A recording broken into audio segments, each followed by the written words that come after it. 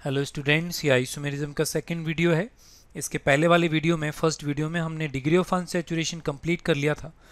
और जब हमने आइसोमेरिज्म का डेफिनेशन बोला तब ये बोला कि सिमिलर मॉलिक्यूलर फॉर्मूला के डिफरेंट कंपाउंड बनेंगे due to different arrangement of atoms within the molecule. अब हमने ये बोला था कि मॉलिक्यूलर फॉर्मूला यदि सेम चेक करना है तो हमें डी चेक करना पड़ेगा, no doubt with similar atoms. यदि एटम ही डिफरेंट हो गए तो फिर डी का कोई सेंस नहीं बनता। तो यदि मैं आइसोमेरिज्म का डेफिनेशन वापस से रिकॉल करूं तो वन लाइन डेफिनेशन है, चेंज इज आइसोमेरिज्म। मतलब मैंने यदि कंपाउंड में कुछ भी चेंज किया तो वो क्या कहलाएगा, आइसोमेरिज्म। बस molecular formula must be same. जब तक मॉलिक्यूलर फॉर्मूला सेम है तब तक हम आइसोमर, आइसोमेरिज्म या उससे रिलेटेड टर्म बोल सकते हैं, नहीं तो हम आइसोमेरिज्म या उससे रिलेटेड टर्म्स नहीं बोल सकते। तो जब हमने क्लासिफिकेशन देखा, आइसोमेरिज्म का दो टाइप था, स्ट्रक्चरल और स्टीरियो। तो आज हम स्ट्रक्चरल आइसोमेरिज्म स्टार्ट कर रहे हैं। और structural isomerism also called constitutional isomerism. और वही स्टार्ट करें डेफिनेशन से, तो डेफिनेशन है isomerism due to change in the connectivity of atoms. मतलब कनेक्टिविटी में यदि चेंज आएगा तब हम बोलेंगे स्ट्रक्चरल आइसोमेरिज्म। अब तुम्हें हो सकता है लग रहा हो कि व्हाट एक्चुअली कनेक्टिविटी मीन्स। तो एक काम करते हैं, हम इसके टाइप से स्टार्ट करते हैं और टाइप में कनेक्टिविटी का आइडिया भी लग जाएगा। तो जैसे हमने इसका फर्स्ट टाइप लिखा, और फर्स्ट टाइप क्या है, चेन आइसोमेरिज्म। चेन आइसोमेरिज्म, देखो आइसोमेरिज्म में थ्योरी ऐसे कुछ नहीं होता, जो हेडिंग में लिखा हुआ है वही थ्योरी है। यदि चेन आइसोमेरिज्म लिखा हुआ है इसका मतलब चेंज किस में आएगा, चेन में चेंज आएगा। तो देखो मैंने डेफिनेशन भी ये लिखा हुआ है, isomerism due to change in the length of the carbon chain. बहुत ध्यान से याद रहे, ना मैंने पेरेंट चेन बोला ना मैंने साइड चेन बोला। मैंने बोला कार्बन चेन में चेंज आना चाहिए। वो कार्बन चेन पेरेंट सिस्टम का भी पार्ट हो सकता है, वो carbon chain side chain system का भी पार्ट हो सकता है। बस हमें चेंज ऑब्जर्व करना है। अब यदि मैं एग्जाम्पल से लिखना स्टार्ट करूं चेन आइसोमेरिज्म में, तो हमें केवल चेन का लेंथ देखना है। और चेन का लेंथ देखने के लिए सबसे इजी एग्जाम्पल लिखूं, मैंने ये कंपाउंड लिखा और मैंने एक कंपाउंड लिखा ये। अब फर्स्ट कंपाउंड में पेरेंट चेन हैविंग कितना कार्बन, 4 कार्बन। और सेकेंड वाले कंपाउंड में पेरेंट चेन हैविंग कितना कार्बन, 3 कार्बन। इसलिए चेन आइसोमेरिज्म है। हम मल्टीपल बॉन्ड वाले एग्जाम्पल में भी ट्राई कर सकते हैं। मल्टीपल बॉन्ड वाले एग्जाम्पल में मैंने ये दोनों एग्जाम्पल्स लिखे। एक में parent chain, similar observation with 4 carbon atom, parent chain having कितना carbon, 3 carbon atoms, chain isomerism है। हम ऐसा फंक्शनल ग्रुप के लिए भी ट्राई कर सकते हैं। फंक्शनल ग्रुप के लिए यदि मैं ट्राई करूं तो मैंने एक कंपाउंड ये लिखा एंड अनदर कंपाउंड इज ये वाला कंपाउंड। अब पेरेंट चेन सेलेक्ट करेंगे तो similar observation in all 3 examples. इसमें भी parent chain having 4 carbon atom, इसमें पेरेंट चेन में कितना कार्बन है, 3। इसलिए ये क्या है, ये चेन आइसोमेरिज्म है। हम बिना साइड चेन वाले एग्जाम्पल भी ले सकते हैं, मल्टीपल बॉन्ड वाले ले सकते हैं और साइड चेन वाले एग्जाम्पल भी ले सकते हैं। थोड़े कॉम्प्लिकेटेड एग्जाम्पल्स पे आते हैं। और सपोज हमने एग्जाम्पल इस बार लिखा ये। अब इस एग्जाम्पल में डिफरेंस ये है कि अभी तक हम ओपन चेन स्ट्रक्चर ले रहे थे और इस बार हमने ओपन चेन स्ट्रक्चर न लेके साइक्लिक स्ट्रक्चर लिए। साइक्लिक स्ट्रक्चर का मतलब अब हमें जो कार्बन चेन का लेंथ है वो क्लोज्ड चेन का लेंथ देखना पड़ेगा। भाई साइक्लिक में तो कार्बन चेन क्लोज्ड रहेगा ना। तो फर्स्ट वाले कंपाउंड में क्लोज्ड चेन का लेंथ कितना है, 4 कार्बन। यहाँ पर क्लोज चेन का लेंथ कितना है, 3 कार्बन। मतलब ये भी क्या हुआ, ये भी चेन आइसोमेरिज्म का एग्जाम्पल हुआ। क्लियर है, ये थोड़ा नया एग्जाम्पल था। और यदि एग्जाम्पल्स में यदि हम बात करें तो इस वाले एग्जाम्पल में देखते हैं।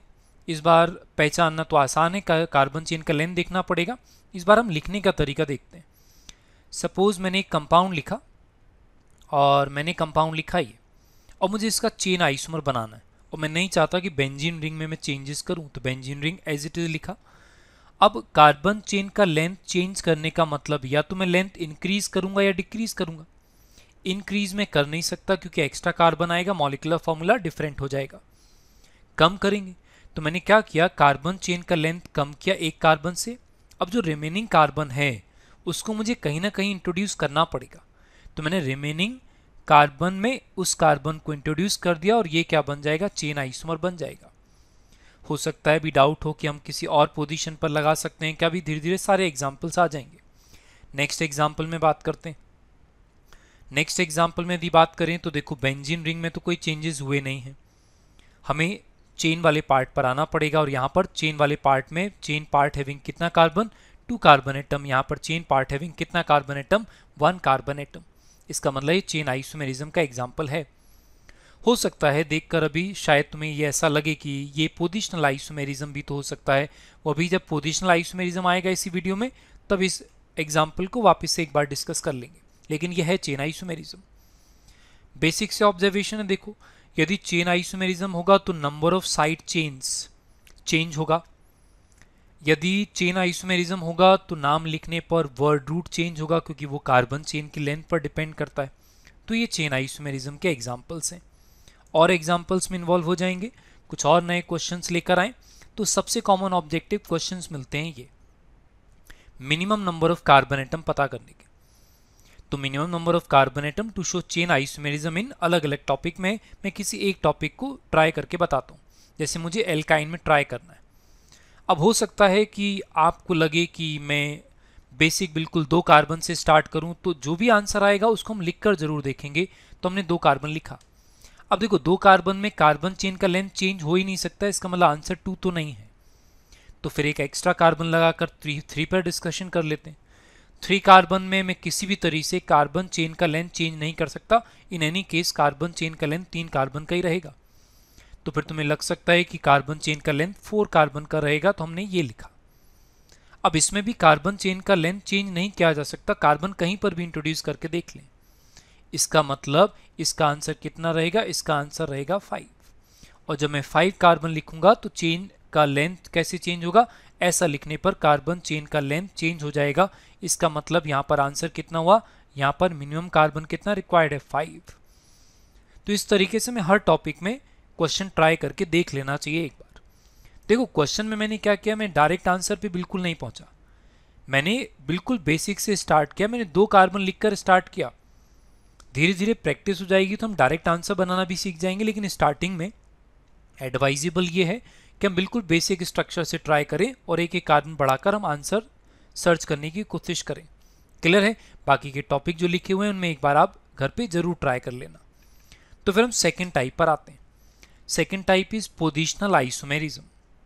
और जैसा कि मैंने पहले बोला था कि आइसोमेरिज्म में जो नाम हेडिंग होता है वही डेफिनेशन है। इसका मतलब इस आइसोमेरिज्म में क्या चेंज होगा, पोजीशन। तो लिखा भी यही है, isomerism due to change in the position. और किसी भी नाम में पोजीशन हमें कैसे मालूम चलता है, लोकेंट नंबर, जो हम नेमिंग में नंबर लिखते थे ना, उनसे मालूम चलता है। और ये हम पहले ही बोल चुके हैं नॉमेनक्लेचर में कि पोजीशन केवल 3 चीज़ों का होता है, या तो फंक्शनल ग्रुप का, या तो मल्टीपल बॉन्ड का, या तो साइड चेन का। तो इनमें से किसी का भी पोजीशन चेंज हुआ तो हम क्या बोलेंगे, कौन सा आइसोमेरिज्म बोलेंगे, हम पोजिशनल आइसोमेरिज्म बोलेंगे। तो एक काम करते हैं, मैं एग्जाम्पल से लिखकर ट्राई करके एक बार लिख के बताता हूँ। सपोज मैंने एग्जाम्पल लिखा होता ये वाला एग्जाम्पल ये, और मैंने एक एग्जाम्पल लिखा, यहाँ पर मैंने कार्बन को लिखा ऐसे। अब जरा ध्यान से देखना, इसका मैं नाम लिखता हूँ। इसका नाम हो जाएगा this compound is 2 methyl pentane. और सेकेंड वाले कंपाउंड का मैं नाम लिखूंगा, this compound is 3 methyl pentane. और यही सबसे इंपॉर्टेंट ऑब्जर्वेशन है डेफिनेशन में। ध्यान से देखो, पूरा नाम रिमेन्स सेम। ये जो मिथाइल पेंटेन है, मिथाइल पेंटेन यहाँ पर भी लिखा हुआ है। केवल चेंज क्या होगा, चेंज केवल ये जो नंबर है ना, जो लोकेशन बता रहा है, या तो ये लोकेशन साइड चेन का है या तो मल्टीपल बॉन्ड का है, फंक्शनल ग्रुप का तो इसमें तो 2 है नहीं, मतलब ये साइड चेन का है। तो ये सबसे इंपॉर्टेंट ऑब्जर्वेशन है पोजिशनल आइसोमेरिज्म में, complete name always remains same. यदि नाम बदल गया इसका मतलब वो पोजिशनल आइसोमेरिज्म हो ही नहीं सकता। तो जब नाम सेम रहेगा तो फिर बदलेगा क्या, बोला ना लोकेंट नंबर बदलेंगे, तो हम उसको क्या बोलते हैं, पोजिशनल आइसोमेरिज्म बोलते हैं। तो ये बात ध्यान रखना, सबसे इंपॉर्टेंट है, क्वेश्चन में सबसे ज़्यादा यही काम आएगा कि complete name remains same in positional isomerism. ऐसे और भी एग्जाम्पल लिख सकते हैं, जैसे मैंने मल्टीपल बॉन्ड वाला एग्जाम्पल लिखा, तो पूरा नाम लिखने में अभी मेरा इंटरेस्ट है नहीं, तो इसका नाम मैं केवल पोजीशन लिख देता हूँ 1 इन, और ये हो जाएगा 2 इन। बोल सकता हूँ पूरा नाम, फर्स्ट कंपाउंड का नाम है ब्यूट 1 इन, सेकेंड का ब्यूट 2 इन। हम ऐसे एग्जाम्पल में फंक्शनल ग्रुप लिख सकते हैं, और फंक्शनल ग्रुप का पोजीशन चेंज करेंगे तो ऑब्जर्वेशन ऐसा आएगा, ये बनेगा 1 ऑल, और ये वाला कंपाउंड क्या कहलाएगा, 2 ऑल। और ये क्या हो रहा है, पोजीशन चेंज हो रहा है, इसलिए क्या है, पोजिशनल आइसोमेरिज्म है। तो मैंने तो पहले ही डेफिनेशन में बोल दिया था कि पोजीशन 3 चीज़ों का चेंज होता है।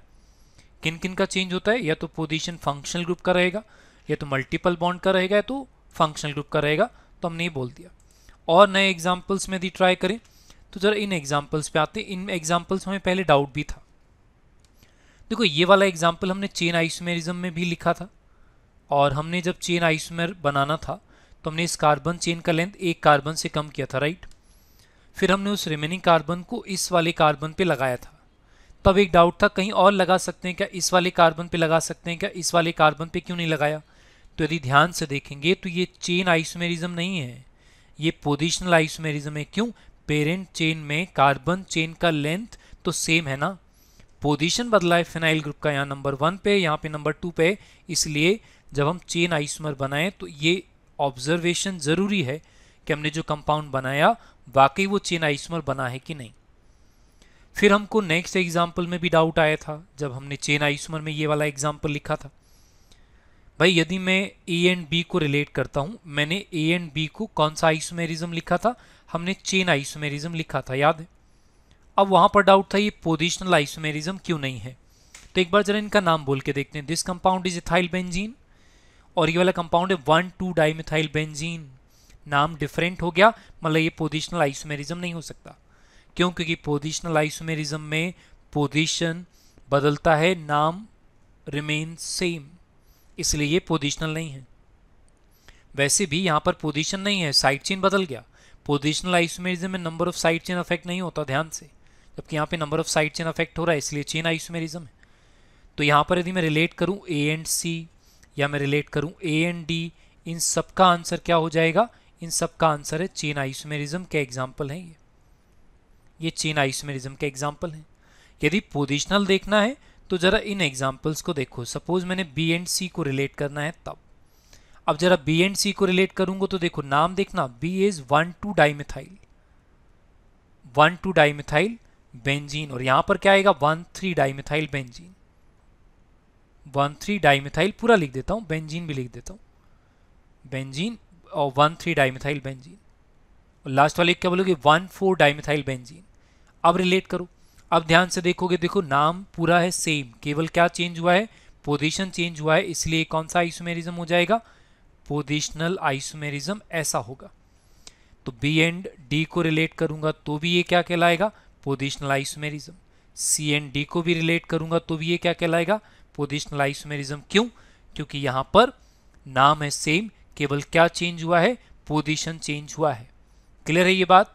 तो जरा और एग्जांपल्स में ट्राई करते हैं। अब जरा मिक्स करते हैं चेन और पोजिशनल आइसोमेरिज्म को, और मिक्स करने के लिए हम नेक्स्ट एग्जांपल लेके आ रहे हैं ये। अब जैसे देखो ये वाले एग्जाम्पल में यदि मैं आंसर पूछूं और यदि तुम्हें देखकर लग रहा है ये पोजिशनल आइसोमेरिज्म है तो गलत, ये है चेन आइसोमेरिज्म का एग्जाम्पल, ये चेन आइसोमेरिज्म का एग्जाम्पल है। लेकिन पोजीशन तो डिफरेंट लग रहा है सीएन का, तो हम गलत देख रहे हैं। भाई हमें पेरेंट चेन सेलेक्ट करना पड़ेगा, और जब मैं पेरेंट चेन सेलेक्ट करूंगा ना तो पेरेंट चेन में इस कार्बन को इंक्लूड करना पड़ेगा, carbon of terminal functional group included in parent chain. अब जरा ध्यान से देखो किसका पोजीशन चेंज हुआ, पहले फंक्शनल ग्रुप पहले नंबर 1 पे था, अभी भी तो नंबर 1 पे है। तो ये काय का एग्जाम्पल हुआ, चेन आइसोमेरिज्म का एग्जाम्पल हुआ, ध्यान से। नेक्स्ट बड़ा इंपॉर्टेंट एग्जाम्पल, तुम्हें देख के लग सकता है कि यहाँ पर ये पोजिशनल आइसोमेरिज्म का एग्जाम्पल है, लेकिन नहीं, ये भी पोजिशनल आइसोमेरिज्म का एग्जाम्पल नहीं। क्यों, क्योंकि यदि ध्यान से देखेंगे तो जो फर्स्ट कंपाउंड लिखा हुआ है ना, फर्स्ट कंपाउंड का स्ट्रक्चर एक्चुअली ये बनेगा।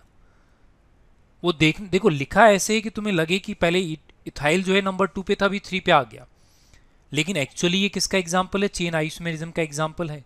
तो देखो आइसोमेरिज्म का क्वेश्चन कभी डिफिकल्ट नहीं होता, ऑब्जर्वेशन बेस्ड यदि हम स्पीड से करेंगे, ध्यान नहीं देंगे तो गलत हो जाएगा। तो यहां पर पेरेंट चेन इथाइल के कार्बन को इंक्लूड करना पड़ेगा, ठीक है ना, थोड़ा ध्यान से। तो आइसोमेरिज्म के क्वेश्चन थोड़ा रुक कर यदि देखकर करेंगे तो कभी गलत होते नहीं, ईजी होते हैं क्वेश्चन। क्लियर है। अच्छा एक और इंपॉर्टेंट ऑब्जर्वेशन है यहाँ पर, अल्केन में मतलब जिसमें मल्टीपल बॉन्ड और फंक्शनल ग्रुप नहीं है, उसमें नंबर 2 पे इथाइल नहीं आ सकता। यदि किसी नाम में नंबर 2 पे इथाइल लिखा है एल्केन में तो वो गलत है। क्यों, इसका मतलब आपने पेरेंट चेन गलत सेलेक्ट कर रखा है, parent chain must contain maximum number of carbon atom in an alkane, ये ध्यान रखना पड़ेगा। क्लियर है? तो पोजिशनल आइसोमेरिज्म में थोड़ा ध्यान से बात करते हैं। नेक्स्ट एग्जाम्पल में ट्राई कर लेते हैं। नेक्स्ट एग्जाम्पल में यदि ट्राई करें तो यहाँ पर कार्बन चेन का लेंथ तो चेंज नहीं हुआ है, देखो। तो यहाँ पर पोजिशनल चेंज हुआ है, बिल्कुल ये पोजिशनल आइसोमेरिज्म का एग्जाम्पल है। और पोजिशनल आइसोमेरिज्म में किसका पोजीशन चेंज हुआ है? तो यदि तुम्हें लग रहा है OH का पोजीशन चेंज हुआ है तो गलत। फंक्शनल ग्रुप का पोजीशन तो नंबर 1 पर ही है। यहाँ पर जो चेंज हुआ है नंबर 2 पर इन है और यहाँ पर नंबर 3 पर इन आ गया है। तो ये थोड़ा ध्यान से हम देखो, सबसे अच्छा तरीका है पोजिशनल आइसोमेरिज्म में यदि क्वेश्चन ट्राई करना चाहते हो तो हमें क्या करना चाहिए? हमें नाम लिखना चाहिए कंप्लीट। यदि हम देखकर करेंगे तो हमसे क्वेश्चन गलत हो जाएगा। तो हम क्या करेंगे? हम पूरा नाम लिखेंगे और फिर देखकर हम ऑब्जर्व करके बता देंगे कि कौन सा आइसोमेरिज्म होगा। क्लियर है बात? तो नए टाइप के एग्जाम्पल पे चलते हैं। इस बार क्वेश्चन 1 है, टोटल पोजिशनल आइसोमर्स बताने हैं। और स्टीरियो आइसोमेरिज्म अभी हमने पढ़ा नहीं है, तो स्टीरियो आइसोमेरिज्म का क्वेश्चन अभी हम नहीं लिखेंगे। क्लियर है? मतलब स्टीरियो आइसोमर हम इंक्लूड नहीं करेंगे, केवल स्ट्रक्चरल आइसोमर ही इंक्लूड करना है। तो टोटल पोजिशनल आइसोमर बताने, फर्स्ट लिखा है फॉर डाइक्लोरोप्रोपेन, डाइक्लोरोसाइक्लोप्रोपेन। तो देखो, पोजिशनल आइसोमर यदि बताना है तो ये वाला नाम ऑलवेज रिमेन सेम, केवल पोजीशन बदलेगा। अब 2 क्लोरीन है, डाइक्लोरो का मतलब मुझे डबल क्लोरीन लगाना पड़ेगा। तो आइसोमर बनाने का तरीका देखना, यदि मुझे 2 ग्रुप लगाने हैं तो ग्रुप लगाने का तरीका है, हम ऐसे बोलते हैं कि ग्रुप एक साथ लगेगा या अलग अलग लगेगा। एक साथ लगाने का मतलब है एक ही जगह पर एक Cl और एक Cl लगा देंगे। ये अलग अलग का मतलब, अलग अलग मतलब सेपरेट करो, डिफरेंट कार्बन एटम पे एक यहाँ पर और एक यहाँ पर। तुम्हें लगे नहीं एक यहाँ पर भी आ सकता है, तो आइडेंटिकल चॉइस 1,2 डाइक्लोरोसाइक्लोप्रोपेन ये है। यहाँ पर लगाएंगे Cl तो भी 1,2 डाइक्लोरोप्रोपेन ही आएगा। तो 2 चीज़ों को, 2 ग्रुप को यदि लगाना है तो कैसे लगाते हैं? एक साथ या अलग अलग बोलकर लगाते हैं। नेक्स्ट एग्जाम्पल में ट्राई करते हैं। डाइक्लोरोसाइक्लोब्यूटेन में मुझे लगाना है, नाम always remain same in positional isomerism, इसका मतलब रहेगा तो साइक्लोब्यूटेन। अब एक साथ लगाऊं, अलग अलग लगाऊं? एक साथ कहाँ पर लगाऊं? आइडेंटिकल चॉइस कहीं पर भी लगाऊं, एक ही बात है। एक साथ लगा दिया।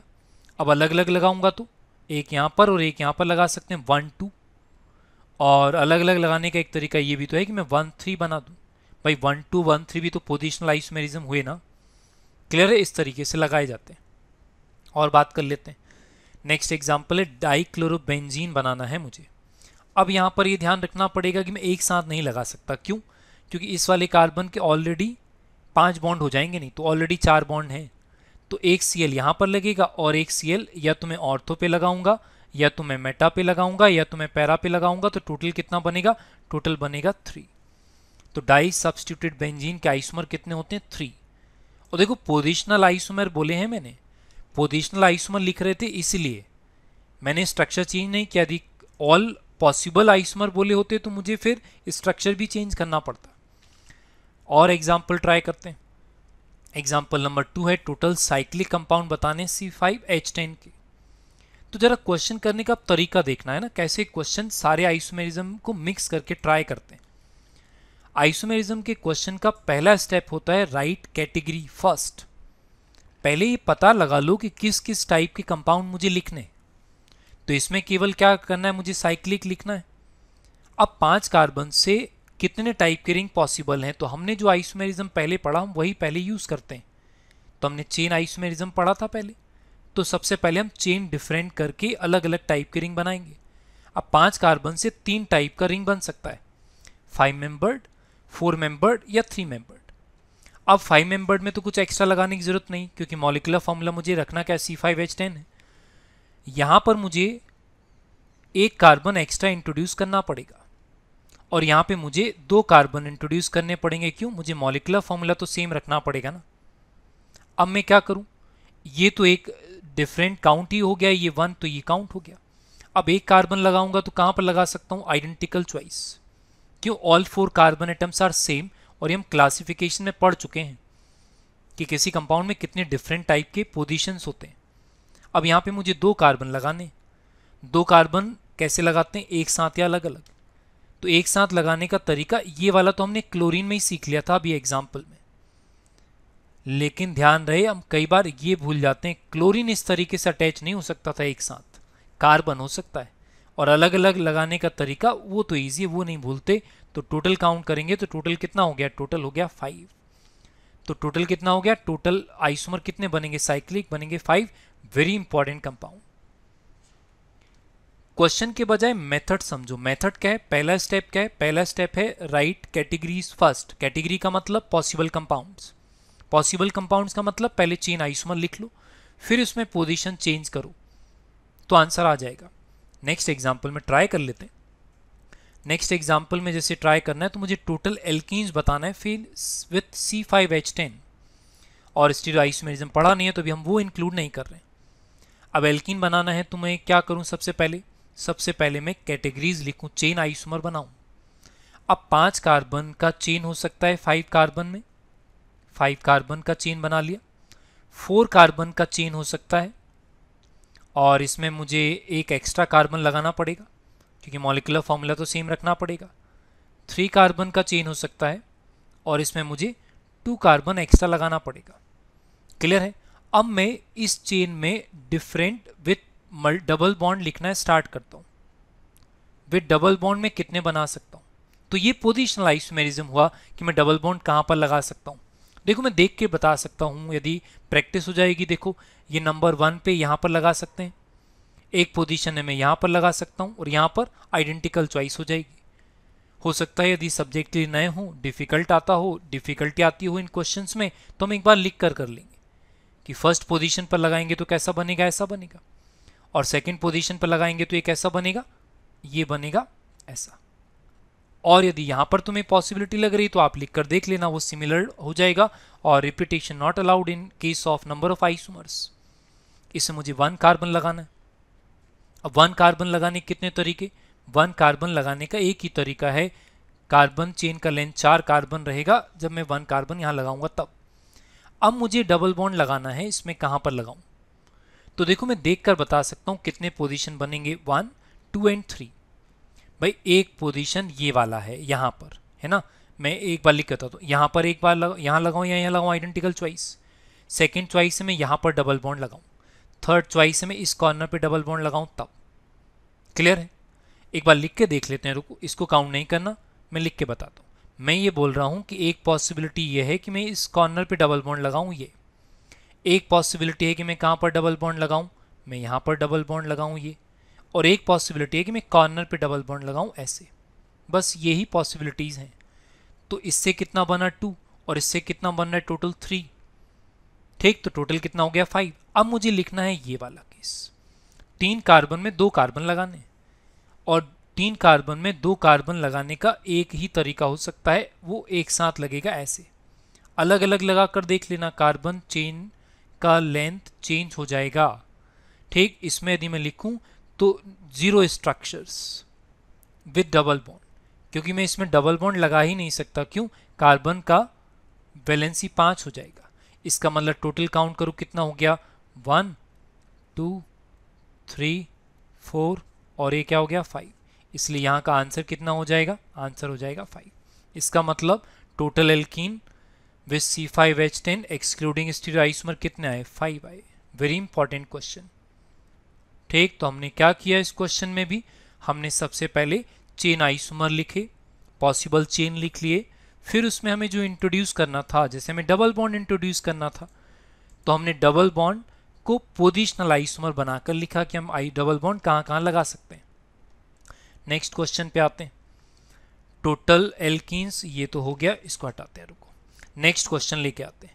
नेक्स्ट क्वेश्चन लेकर आए तो बस ये याद रखना मेथड में करना क्या है, पहले हम कैटेगरीज लिख लेंगे, उसके बाद फिर हम पोजिशनल आइसोमर बनाएंगे। जैसे हमें टोटल आइसोमर्स लिखने हैं विथ C5H12। अब C5H12 देखो DU निकालोगे तो ये आएगा एल्केन, CnH2n+2 आ रहा ना, तो यह है तो एल्केन। अब यदि इसमें ट्राई करूं तो सबसे पहले मुझे क्या लिखना है, सबसे पहले मुझे पोजिशनल आइसोमर की कैटेगरी लिखनी है, चेन आइसोमर की कैटेगरी लिखनी है। तो 5 कार्बन का चेन बनेगा एक, 4 कार्बन का चेन बनेगा एक, और इसमें मुझे क्या लगाना है 1 कार्बन। और 1 कार्बन लगाने कितने तरीके थे, अभी अभी देखा था हमने ऊपर, एक तरीका ये था। फिर यहाँ पर ऐसा लिखेंगे और कितने कार्बन लगाने, 2 कार्बन, और 2 कार्बन को लगाने कितने तरीके थे, केवल एक। अब इसमें डबल बॉन्ड तो लगाना नहीं, तो टोटल आंसर कितना हो गया, आंसर हो गया 3।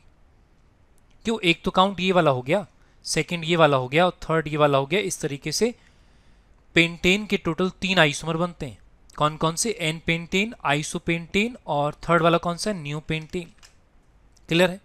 नेक्स्ट एग्जाम्पल ट्राई करते हैं, और नेक्स्ट एग्जाम्पल में इस बार थोड़े और कॉम्प्लिकेटेड एग्जाम्पल लेकर आते हैं। लिखा हुआ है total cyclic compounds having 1 double bond with C5H8। अब देखो ये क्वेश्चन का नया वेरिएशन है। पुराने क्वेश्चन में देखो 5 कार्बन से कितना रिंग पॉसिबल है, तो 5 कार्बन से हमने जो रिंग बनाए थे, मैं एक बार बना के बताऊं, ऊपर वाले क्वेश्चन एक बार ट्राई करके देख सकते हो। 5 कार्बन से एक रिंग ये वाला पॉसिबल था, एक रिंग यहाँ पर ये वाला पॉसिबल था। फिर 3 मेंबर्ड रिंग बनाए थे हमने, और 3 मेंबर्ड रिंग में एक तो ये वाला रिंग, ऐसा अरेंजमेंट पॉसिबल था।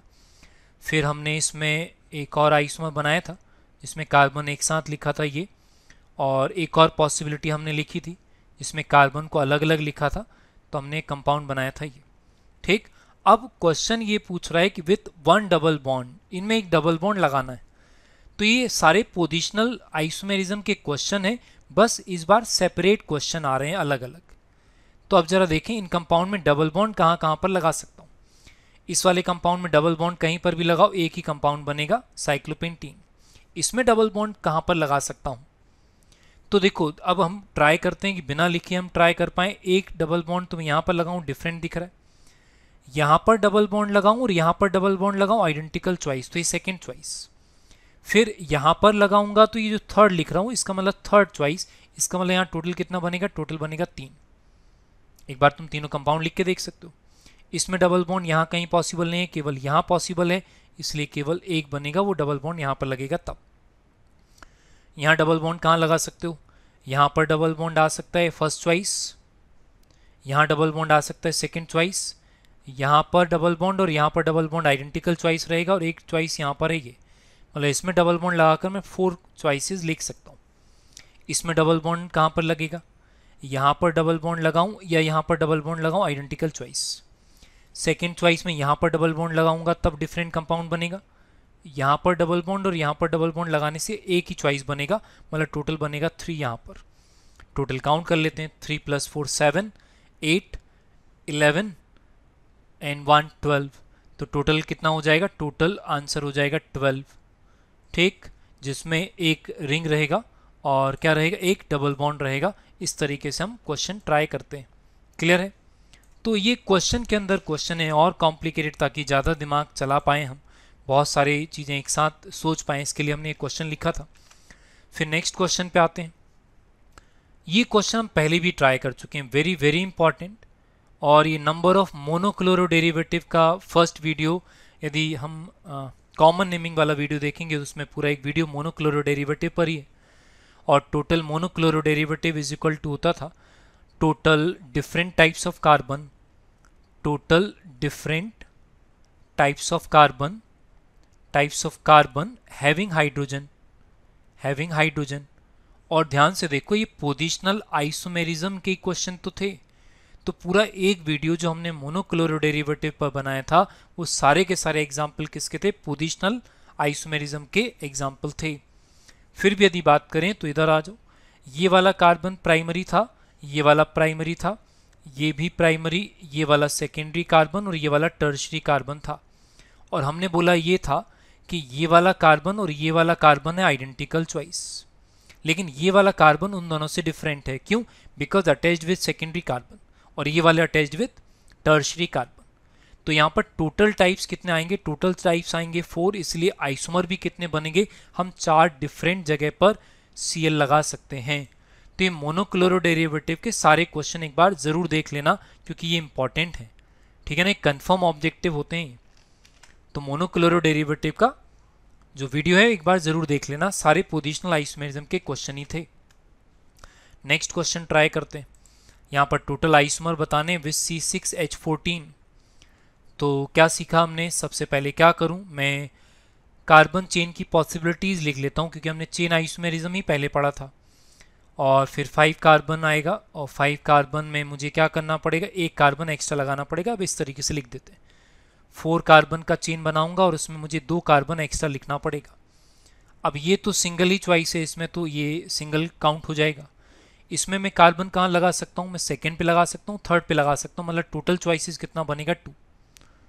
और यदि डायरेक्ट देखना नहीं आता है, यदि टाइप्स ऑफ कार्बन डायरेक्ट देखना नहीं आता है तो हम लिख कर करेंगे। क्या करूँ, लिख के करने से पता चल जाएगा। भाई हम ये बोल रहे हैं कि 5 कार्बन की चेन में कार्बन या तो मैं यहाँ लगा सकता हूँ या तो मैं यहाँ लगा सकता हूँ, और कहीं पर लगाऊंगा तो वो रिपीटेशन हो जाएगा, लिखकर तुम देख सकते हो। अब 2 कार्बन को 4 कार्बन में लगाने के तरीके, एक साथ या अलग अलग।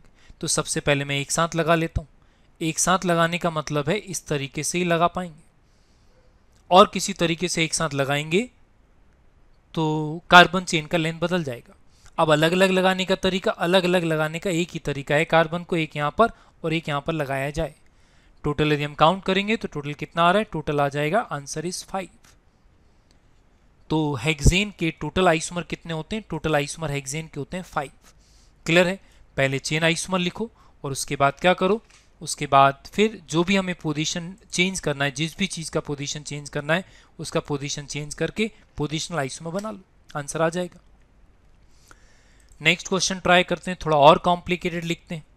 इस बार टोटल आइसोमर्स पूछा है विथ C4H6। अब जरा ध्यान से देखना, इस वाले में हमें टोटल DU निकालना पड़ेगा, टोटल डिग्री ऑफ अनसैचुरेशन क्यों निकालना पड़ेगा, जरा ध्यान से देखना। टोटल DU निकालेंगे तो पहले मुझे करेस्पॉन्डिंग क्या लिखना पड़ेगा, अल्केन लिखना पड़ेगा। डेफिशिएंसी ऑफ H कितना आ रहा है 4, इसका मतलब DU कितना आया 2। अब डेफिशिएंसी ऑफ 2, देखो मैं क्लियर बोल दूं, ये स्ट्रक्चर और यहाँ पर DU, यदि डबल बॉन्ड रहता है तो DU क्रिएट करता है 1, यदि ट्रिपल बॉन्ड होता है तो DU क्रिएट करता है 2, और यदि रिंग होता है एक तो DU क्रिएट होता है 1। ठीक, ये बेसिक सा इन्फॉर्मेशन है, ये डिग्री ऑफ अनसैचुरेशन के टाइम पर भी तुम फॉर्मूला देख सकते हो। अब यदि DU 2 है, इसका मतलब पॉसिबल स्ट्रक्चर यदि मैं देखूं, पॉसिबल स्ट्रक्चर्स यदि मैं देखता हूं तो 2 DU के साथ केवल डबल बॉन्ड वाला, तो क्या हो सकता है with 2 double bonds, 2 double bonds. 1 triple bond के साथ भी मैं क्या लिख सकता हूं, DU 2 कर सकता हूं। हो सकता है मैं 2 रिंग बनाकर भी DU 2 कर सकता हूं, और किसी तरीके से 2 ला सकते हो। 1 डबल बॉन्ड प्लस 1 रिंग से भी तो मैं क्या कर सकता हूं, DU 2 कर सकता हूं। तो सबसे पहले मैंने क्या किया, मैंने पॉसिबल स्ट्रक्चर देख ली। अब मैं लिखना स्टार्ट करूंगा। 2 डबल बॉन्ड के साथ मुझे स्ट्रक्चर लिखने हैं तो मैं कितने तरीके से लिख सकता हूं। तो पहले मैं क्या करूं, कार्बन चेन का लेंथ डिसाइड कर लेते हैं। 4 कार्बन और 3 कार्बन का चेन, ऐसा। पहली ज़रूरी बात, पहले तो मैं यही कवर कर दूं कि इसमें डबल बॉन्ड में लगा नहीं सकता। इसमें डबल बॉन्ड लगाऊंगा, मुझे कितने डबल बॉन्ड लगाने हैं, 2। अब 2 डबल बॉन्ड लगाने कितने तरीके, एक साथ और अलग अलग। एक साथ लगाने का तरीका होगा ये, और अलग अलग लगाने का तरीका होगा ये। तो टोटल कितने बनेंगे, टोटल यहाँ पर कितने आए, टोटल आए 2। ये नंबर याद रखना। फिर यदि मुझे एक ट्रिपल बॉन्ड वाला स्ट्रक्चर लिखना है तो मैं क्या करूँ, सबसे पहले मैं कार्बन चेन का टाइप लिख लूँ। वापस से इस वाले में ट्रिपल बॉन्ड तो नहीं लग सकता। अब ट्रिपल बॉन्ड कहाँ पर लगेगा, 2 पोजीशन पे लगा सकता हूँ। या तो डायरेक्ट देख के बनता होगा, या तो फिर मैं लिख लिख कर करूँगा जब तक प्रैक्टिस नहीं हो जाती। तो यहाँ पर भी टोटल कितने बन रहे हैं, टोटल बन रहे हैं 2। फिर मुझे क्या लिखना है, 2 रिंग वाला कंपाउंड लिखना है। 2 रिंग, 4 कार्बन से 2 रिंग कैसे बना पाऊंगा, यदि नॉमेनक्लेचर के बाइसाइक्लिक कंपाउंड देखे हो तो इस तरीके से बन जाएगा। तो ये केवल एक बनेगा। फिर मुझे क्या लिखना है, 1 रिंग व डबल बॉन्ड, एक डबल बॉन्ड और एक रिंग को लेकर मैं कैसे आइसोमर बनाऊं। अब 4 कार्बन लेकर मैं 2 टाइप की रिंग बना सकता हूं, एक ऐसा और एक ऐसा। अब इसमें डबल बॉन्ड कहाँ लगाऊं, आइडेंटिकल चॉइस, कहीं पर भी लगाओ। इसमें डबल बॉन्ड कहाँ लगाऊं, तो पहले भी ट्राई कर चुके, टोटल 3 पोजीशन। या तो डबल बॉन्ड यहाँ लगेगा, या तो डबल बॉन्ड कहाँ लगाऊं, या डबल बॉन्ड यहाँ लगाऊं, और या तो डबल बॉन्ड कहाँ लगाऊं, या तो डबल बॉन्ड में यहाँ लगाऊं। तो यहाँ पर टोटल कितना आ रहा है, यहाँ पर टोटल हो गया 4। तो फिर टोटल आइसोमर कितना हुआ, 4 + 1 5, 5 + 4 कितना हुआ 9। इसका मतलब इस क्वेश्चन का आंसर कितना हो गया, इस क्वेश्चन का आंसर हो गया 9। तो देखो कैटेगरी कैसे पता करते हैं इस बात पे गौर करो। कैटेगरी पता करने के लिए हमने सबसे पहले क्या किया, हमने DU निकाला, क्योंकि DU से मुझे अलग अलग टाइप की कैटेगरीज मालूम चला, क्योंकि इसमें DU ज़्यादा आ रहा था इसलिए पॉसिबल कैटेगरीज थी। यदि केवल एक DU आता तो फिर हम उसके अकॉर्डिंग बात करते। तो चेन और पोजिशनल आइसोमेरिज्म के क्वेश्चन करने के लिए इंस्ट्रक्शन क्या है, इंस्ट्रक्शन ये है कि सबसे पहले चेन की पॉसिबिलिटीज़ लिख लो, उसके बाद फिर डिफरेंट पोजीशंस अरेंज करो, ठीक है ना। इस तरीके से हम इनके क्वेश्चन कर सकते हैं। एक और क्वेश्चन ट्राई कर लेते हैं, थोड़ा और लेंदी क्वेश्चन ट्राई करते हैं केवल प्रैक्टिस के लिए। ऐसे क्वेश्चन ज़रूरी नहीं कि एग्जाम में आएंगे, ठीक है ना। जैसे मैंने ये वाला क्वेश्चन लिखा, अब इस वाले क्वेश्चन में देखो हमें क्या लिखना है, क्या पता करना है, टोटल साइक्लिक कंपाउंड पता करने विथ C6H12, ठीक। C6H12 साइक्लिक मतलब सबसे पहले मैं क्या करूं, सबसे पहले मैं कैटेगरीज लिख लूं। भाई एक DU कितना आ रहा है 1, इसका मतलब केवल एक रिंग बनेगा, तो मैंने कैटेगरीज लिखी। कैटेगरीज लिखने का मतलब 6 कार्बन का रिंग हो सकता है, ठीक, तो ये एक ही काउंट होगा, ठीक। 5 कार्बन प्लस 1 कार्बन लिखोगे तो कहीं पर भी लगाओगे तो एक ही काउंट होगा। अब यहाँ पर यदि आऊँ नेक्स्ट वाली कैटेगरी, तो इसमें मुझे कितने कार्बन लगाने पड़ेंगे, 2 कार्बन लगाने पड़ेंगे 6 कार्बन के लिए। अब 2 कार्बन लगाने कितने तरीके, एक साथ अलग अलग। एक साथ लगाने का एक तरीका ये वाला है, एक साथ लगाने का एक तरीका ये भी तो है, फिर अलग अलग लगाएंगे तो अलग अलग लगाने का तरीका है ये, और अलग अलग लगाने का तरीका ये भी। इस सारे छोटे छोटे क्वेश्चन में हम ट्राई कर चुके हैं। तो ये टोटल कितने आए, ये टोटल आए 4, क्लियर है। तो ये टोटल लिख देते हैं, ये टोटल कितने आए, टोटल आए यहाँ पे 4, यहाँ पे 1। फिर यहाँ पर मुझे कितने कार्बन लिखने, 3 कार्बन लिखने। अब ये थोड़े प्रैक्टिस के लिए है ताकि हम पॉसिबिलिटीज़ देखना सीखें।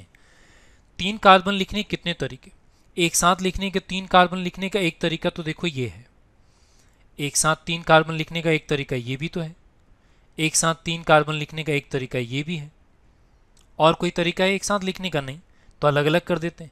अलग अलग लिखने का एक तरीका ये वाला है, और अलग अलग लिखने का एक तरीका और कोई तरीका है, अलग अलग लिखने का एक तरीका ये भी तो है, ये मिस हो जाता है। और अलग अलग लिखने का एक तरीका कैसा है, अलग अलग लिखने का एक तरीका ये भी है। तो यहाँ पर टोटल कितने आ रहे हैं, टोटल इधर पे हो रहे हैं 6। तो टोटल आइसोमर, बहुत लेंथी क्वेश्चन है, एक बार रफ पेज पे क्वेश्चन लिख के एक बार ट्राई करना। 6 + 4 10 और 2 12, इसका मतलब टोटल कितना आइसोमर बनेगा, 12 आइसोमर बनेगा, ठीक है ना, विद दिस मॉलिक्यूलर फॉर्मूला। तो इस तरीके से हम क्वेश्चन में बहुत ज़्यादा प्रैक्टिस भी कर सकते हैं। और रफ में सबसे अच्छा तरीका ये है, रफ में केवल क्वेश्चन लिखना और उसके बाद खुद ट्राई करना, तो उससे तुम्हें ज़्यादा अच्छा आइडिया लगेगा। फिर फाइनल क्वेश्चन पर आएँ तो फाइनल क्वेश्चन फिर ये है, minimum number of carbon atom to show positional isomerism. तो जैसे एल्केन में फर्स्ट एग्जाम्पल हमने ये लिखा था और इसमें टोटल कार्बन 6 आएगा, क्यों, 2 मिथाइल पेंटेन और 3 मिथाइल पेंटेन, ये वाला क्वेश्चन ट्राई कर लेना। तो ये चेन और पोजिशनल आइसोमेरिज्म आज हमने कवर किया, और इसके क्वेश्चंस बहुत सारे आते हैं, इसलिए हमने थोड़े ज़्यादा एग्जाम्पल्स लिखे हैं, ठीक है ना। तो एक बार इन क्वेश्चंस का प्रैक्टिस कर लेना। अब नेक्स्ट वीडियो में हम functional group isomerism, ring chain और मेटामेरिज्म लेकर आएंगे, फिर उसके बाद टॉटोमेरिज्म पर आते हैं, ठीक।